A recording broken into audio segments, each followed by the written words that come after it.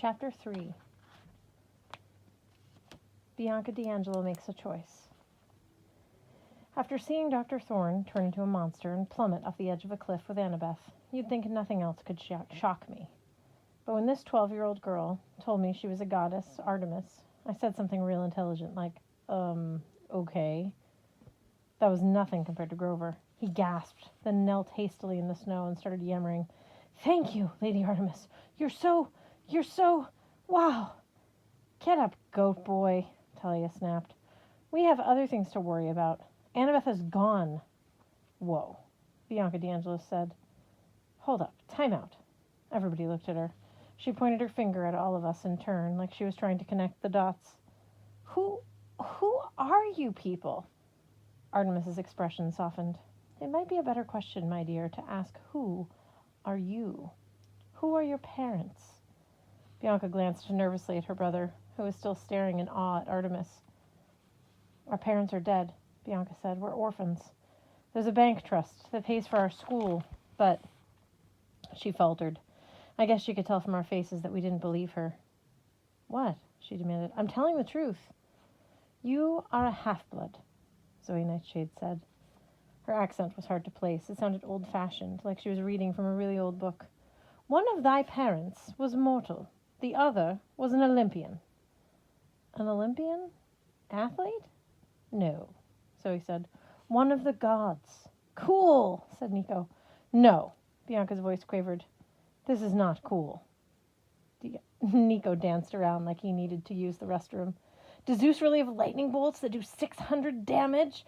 Does he get extra movement points for..." "Nico, shut up." Bianca put her hands to her face. "This is not your stupid mythomagic game, okay? There are no gods." As anxious as I felt about Annabeth, all I wanted to do was search for her. I couldn't help feeling sorry for the D'Angelos. I remembered what it was like for me when I first learned I was a demigod. Talia must have been feeling something similar, because the anger in her eyes subsided a little bit. "Bianca, I know it's hard to believe, but the gods are still around. Trust me, they're immortal. And whenever they have kids with regular humans, kids like us, well, our lives are dangerous." "Dangerous," Bianca said. "Like the girl who fell." Talia turned away. Even Artemis looked pained. "Do not despair for Annabeth," the goddess said. "She was a brave maiden. If she can be found, I shall find her." "Then why won't you just let us go look for her?" I asked. "She is gone." "Can't you sense it, son of Poseidon?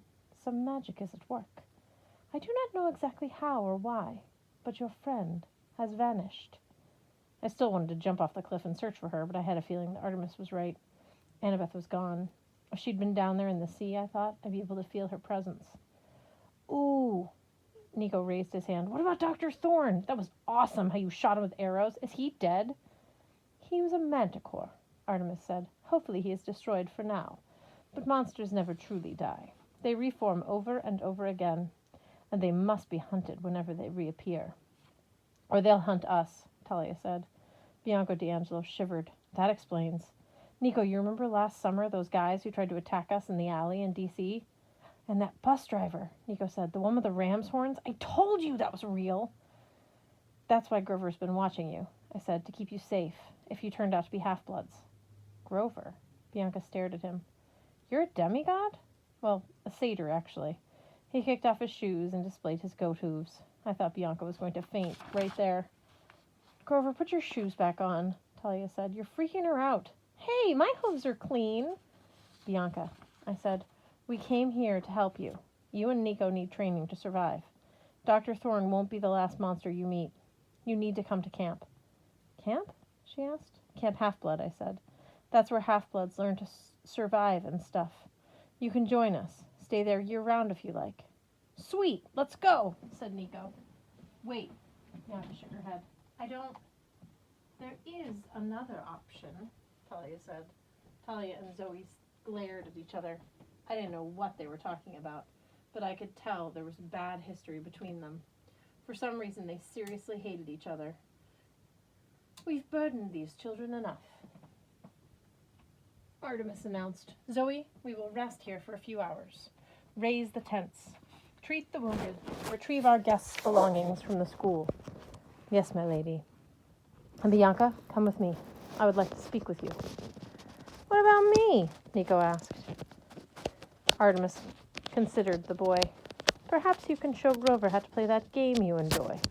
I'm sure Grover would be happy to entertain you for a while. As a favor to me? Grover just about tripped over himself getting up. You bet. Come on, Nico. Nico and Grover walked off toward the woods, talking about hit points and armor ratings and a bunch of other geeky stuff. Artemis led a confused-looking Bianca along the cliff. The hunters began unpacking their knapsacks and making camp. Zoe gave Talia one more evil look, then left to oversee things. As soon as she was gone, Talia stamped her foot in frustration. The nerve of those hunters! They think they're so... Ugh! I'm with you, I said. I don't trust... Oh, you're with me? Talia turned on me furiously. What were you thinking back there in the gym, Percy? You'd take on Dr. Thorne all by yourself? You knew he was a monster.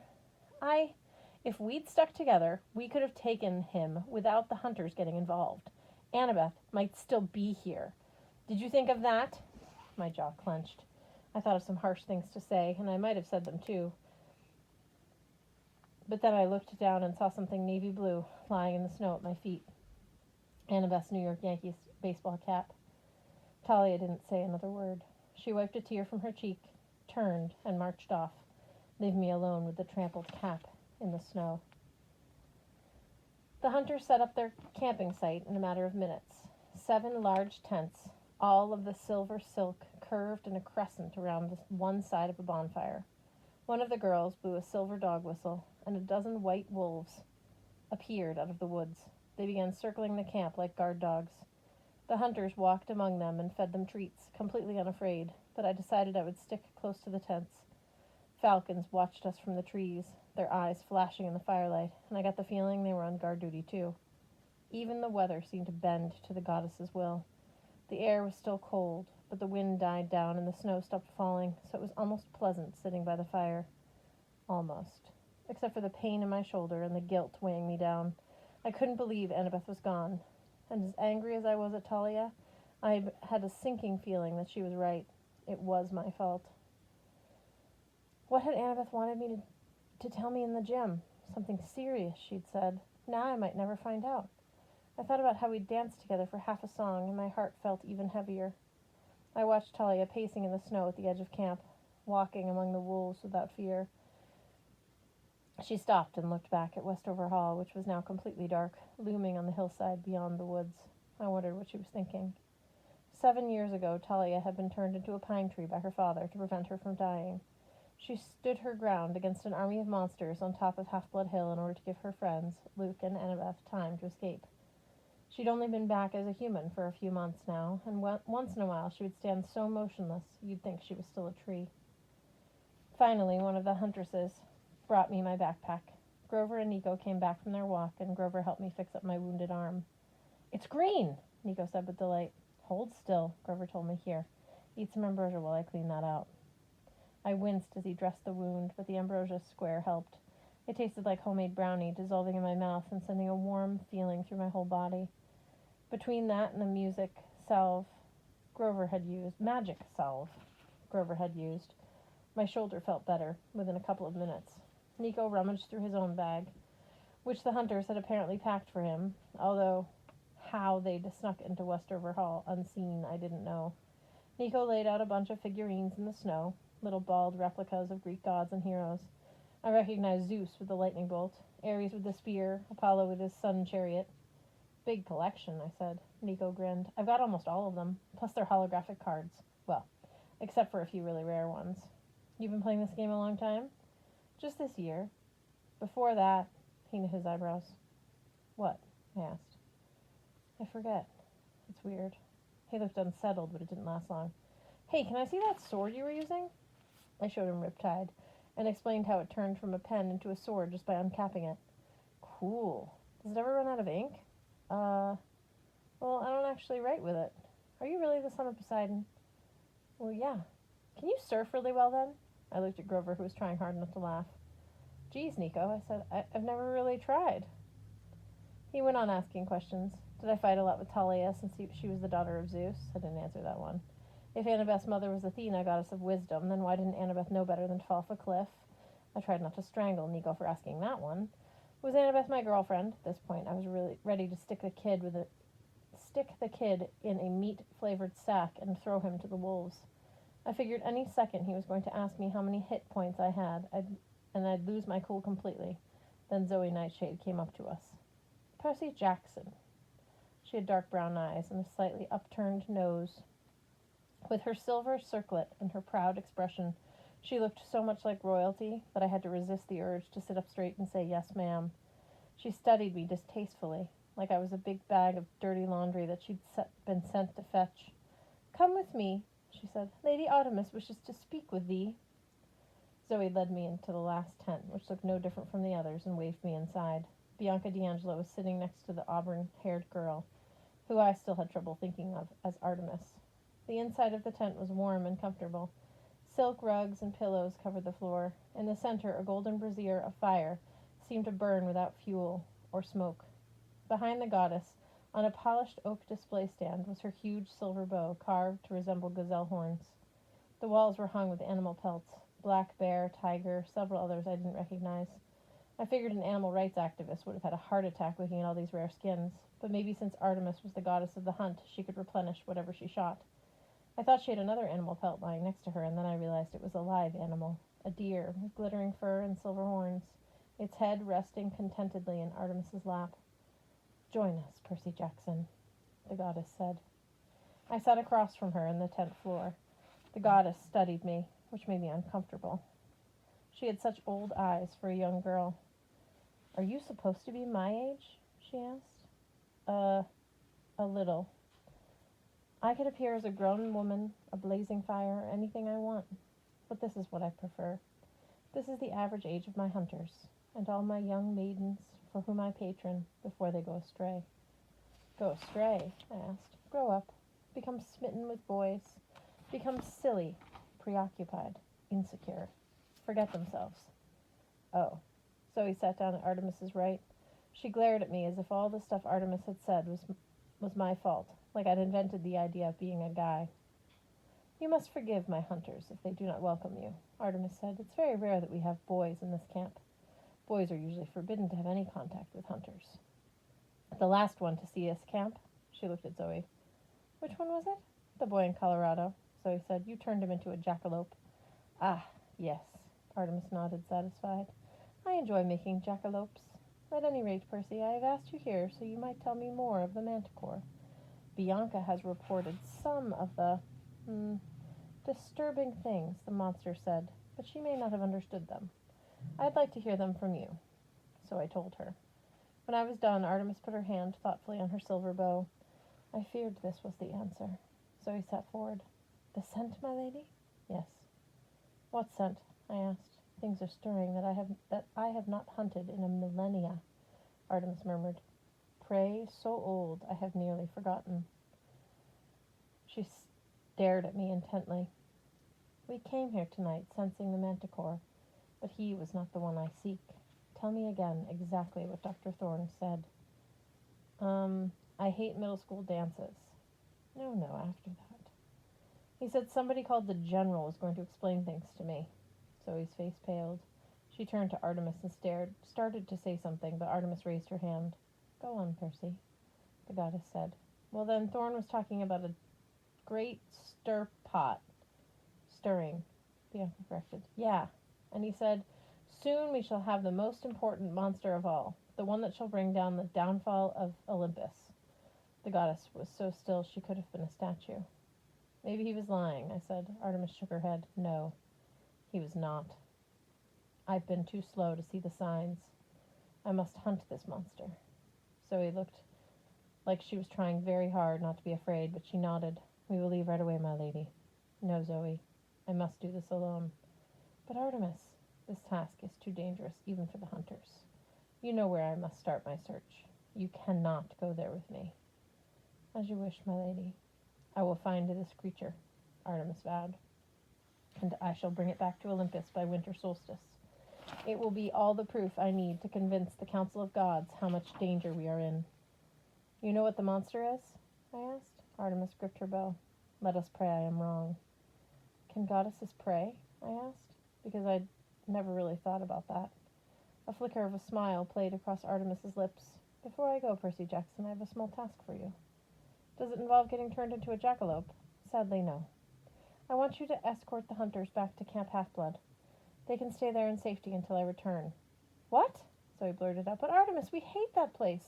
The last time we stayed there... Yes, I know, Artemis said, but I'm sure Dionysus will not hold a grudge just because of a little, misunderstanding. It's your right to use Cabin 8 whenever you're in need. Besides, I hear they rebuilt the cabins you burned down. Zoe muttered something about foolish campers. Now there's one last decision to make. Artemis turned to Bianca. Have you made up your mind, my girl? Bianca hesitated. I'm still thinking about it. Wait, I said, thinking about what? They've invited me to join the hunt. What? But you can't. You have to come to Camp Half-Blood so Chiron can train you. It's the only way to learn to survive. It is not the only way for a girl, Zoe said. I couldn't believe I was hearing this. Bianca, camp is cool. They've got Pegasus stable and a sword-fighting arena. I mean, what do you get by joining the hunters? To begin with, Zoe said, immortality. I stared at her, and then Artemis. She's kidding, right? Zoe rarely kids about anything, Artemis said. My hunters follow me on my adventures. They are maidservants, my companions, my sisters in arms. Once they swear loyalty to me, they are indeed immortal, unless they fall in battle, which is unlikely, or break their oath. What oath? I said. To forsake romantic love forever, Artemis said, to never grow up, never get married, to be a maiden eternally. Like you?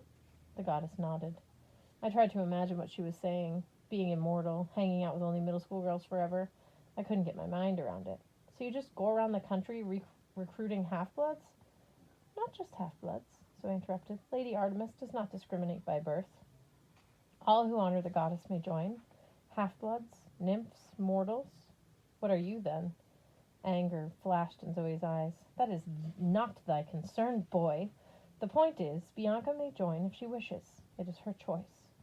Bianca, this is crazy, I said. What about your brother? Nico can't be a hunter. Certainly not, Artemis agreed. He will go to camp. Unfortunately, that's the best boys can do. Hey, I protested. You can see him from time to time, Artemis assured Bianca, but you will be free of responsibility. He will have the camp counselors to take care of him, and you will have a new family. Us. A new family, Bianca repeated dreamily. Free of responsibility. Bianca, you can't do this, I said. It's nuts. She looked at Zoe. Is it worth it? Zoe nodded. It is. What do I have to do? Say this, Zoe told her. I pledge myself to the goddess Artemis. I pledge myself to the goddess Artemis. I turn my back on the company of men, accept eternal maidenhood, and join the hunt. Bianca repeated the lines. That's it? Zoe nodded. If Lady Artemis accepts thy pledge, then it is binding. I accept it, Artemis said. The flames in the brazier brightened, casting a silver glow over the room. Bianca looked no difference, but she took a breath and opened her eyes wide. I feel stronger. Welcome, sister, Zoe said. Remember your pledge, Artemis said. It is now your life. I couldn't speak. I felt like a trespasser and a complete failure. I couldn't believe I'd come all this way and suffered so much only to lose Bianca to some eternal girls' club. Do not despair, Percy Jackson, Artemis said. You will still get to show the D'Angelos your camp, and if Nico so chooses, he can stay there. Great, I said, trying not to sound surly. How are we supposed to get there? Artemis closed her eyes. Dawn is approaching, Zoe. Break camp. You must get to Long Island quickly and safely. I shall summon a ride from my brother. Zoe didn't look real happy about this idea, but she nodded and told Bianca to follow her. As she was leaving, Bianca paused in front of me. I'm sorry, Percy, but I want this. I really, really do. Then she was gone, and I was left alone with the 12-year-old goddess. So, I said glumly, we're going to get a ride from your brother, eh? Artemis's silver eyes gleamed. Yes, boy. You see, Bianca D'Angelo is not the only one with an annoying brother. It's time for you to meet my irresponsible twin, Apollo.